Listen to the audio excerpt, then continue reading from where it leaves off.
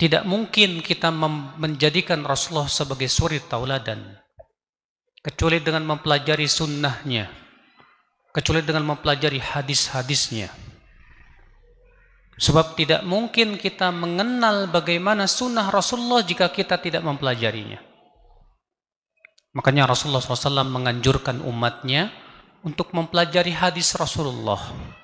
Rasulullah bersabda, "Nadharallahu imra'a sami'a maqalati fahafidhaha wa wa'aha wa addaha kama sami'a."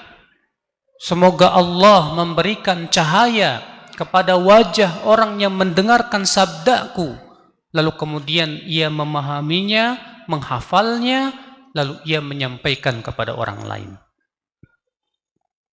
Di sini Rasulullah SAW mendoakan orang yang mempelajari hadis Nabi SAW supaya wajahnya diberikan cahaya oleh Allah Subhanahu wa taala. Oleh karena Sufyan bin Uyainah berkata, "Ma ra'aitu ahlal hadithi qat." Tidak pernah aku melihat seorang ahli hadis pun illa wa fi wajhi nudrah, kecuali aku melihat wajahnya itu bercahaya berdasarkan hadis ini. Saudara-saudaraku sekalian, ikhwatul Islam, azani Allah wa iyyakum. Maka saudaraku, mempelajari hadis ini sangat urgen. Tidak mungkin kita bisa memahami Al-Quran jika kita tidak memahami hadis Nabi sallallahu alaihi wasallam.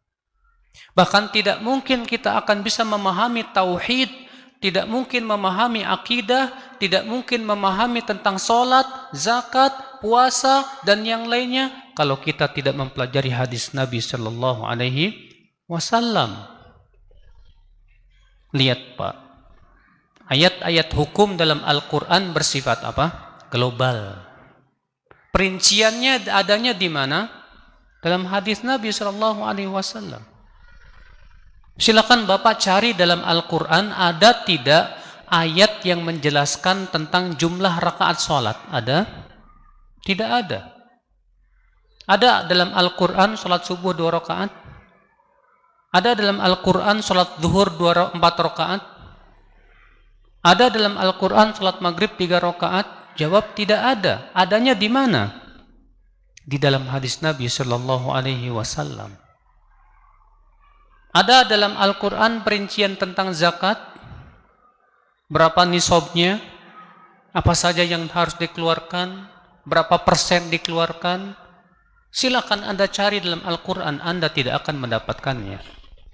Adanya di mana Pak? Dalam hadis Nabi sallallahu alaihi wasallam. Bahkan dalam masalah tauhid, banyak perkara yang Rasulullah SAW terangkan tentang jenis-jenis kesyirikan yang tidak ada dalam Al-Quranul Karim. Oleh karena itulah saudaraku sekalian, orang yang sangat faham terhadap hadis, dia yang paling paham tentang Al-Quran. Umar bin Khattab berkata, "Ya'tikum qaumun yujadilunakum bisyubuhatil Qur'an.